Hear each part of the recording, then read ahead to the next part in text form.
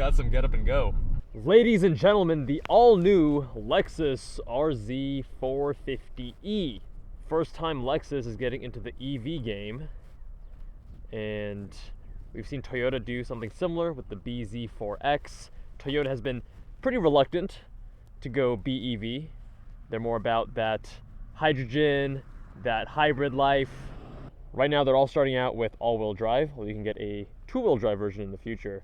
This comes with the 18-inch wheels, which is the ones you want because not only do you get better ride comfort, but when you go for the 20s, get the dubs on your RZ, then you take a mileage hit. So you go from 220 to 196. That's a 24-mile drop, over 10%.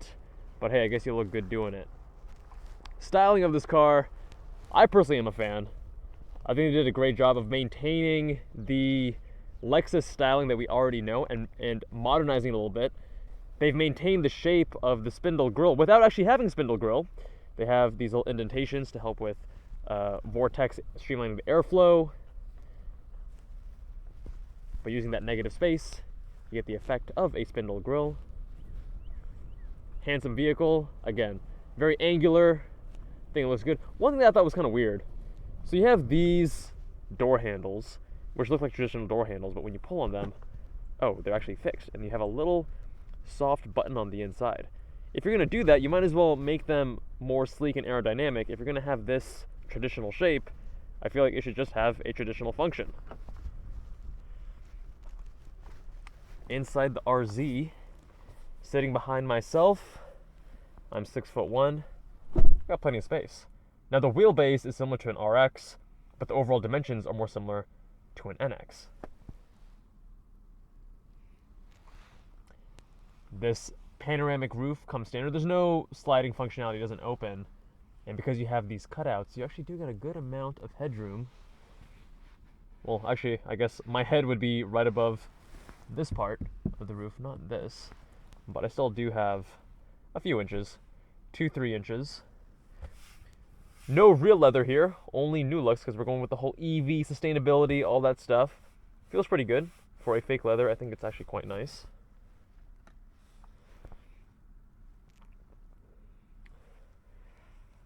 Almost a totally flat floor here, which we appreciate.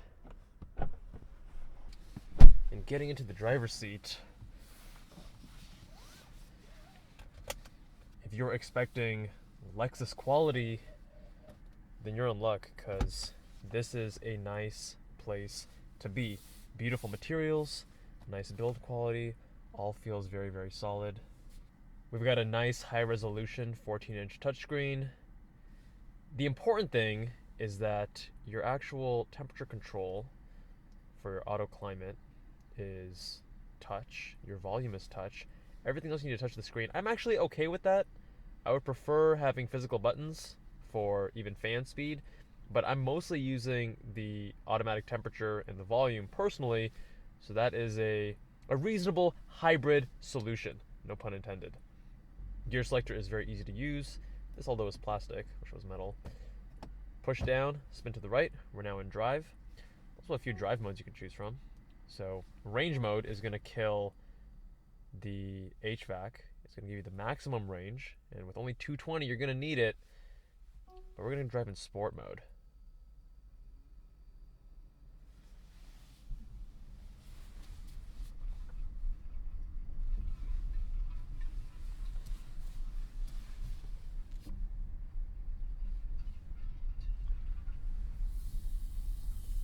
Pretty silent in here, as you'd expect from a BEV.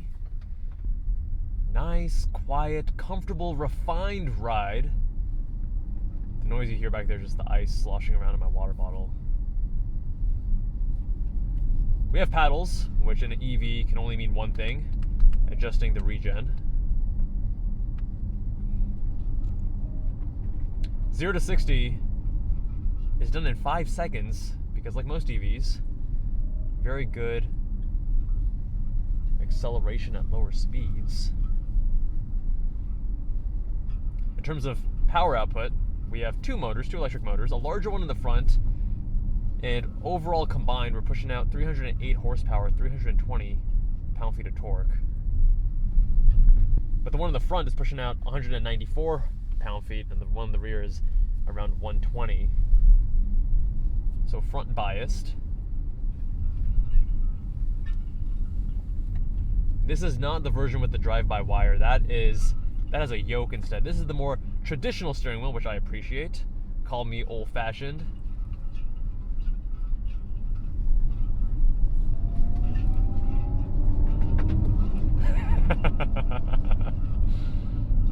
This has got some get up and go.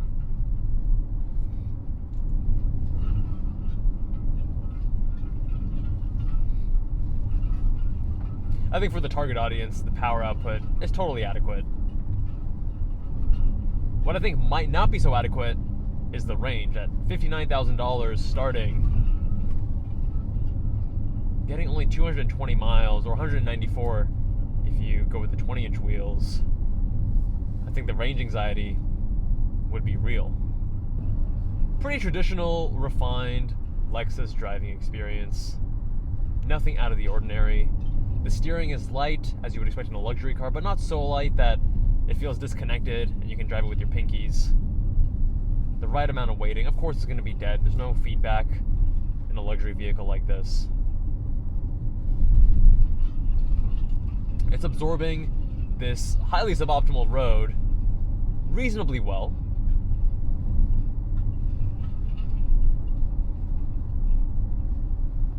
And they've tuned it in a way where you're able to balance the comfort, and yet when I give it the beans, oh, nice single compression right there. When you give it the beans and start taking these corners a little bit more aggressively, it doesn't completely lose composure by doing too softly sprung. Good job, Lexus. Let's see how the brakes feel.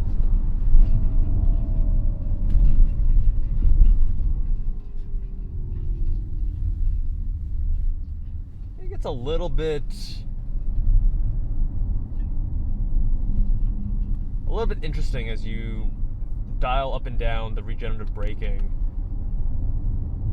I'm sure it's something that you can get used to though, with more miles. I'm only spending a handful of minutes with the car right now. In terms of power, this is all you need. One motor in the front, one motor in the back, all-wheel drive, 320 pound-feet.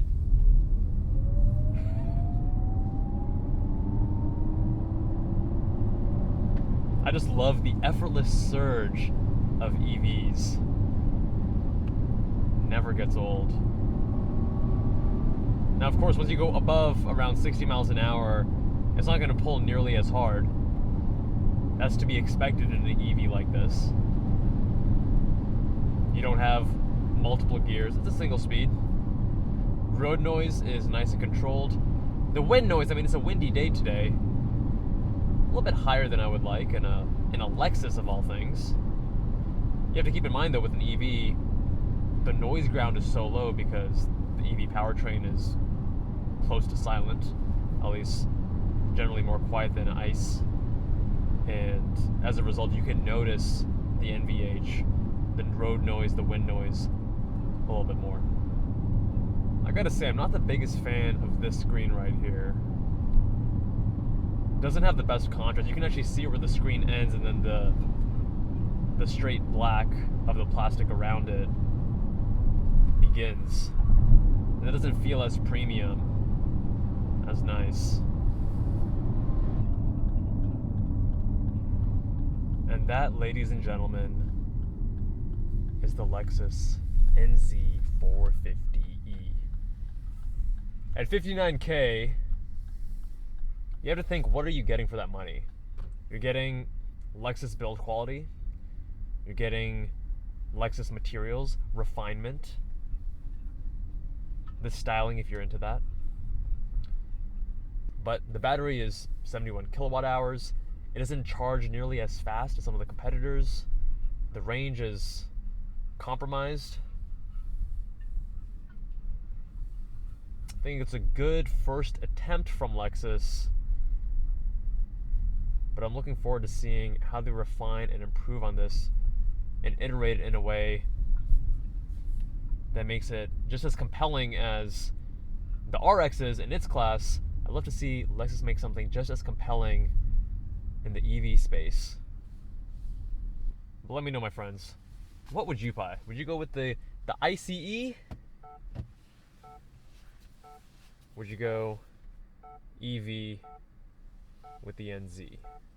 Thank you all so much for watching, my friends. Subscribe if you haven't already. Much love. And I'll see you guys in the next one.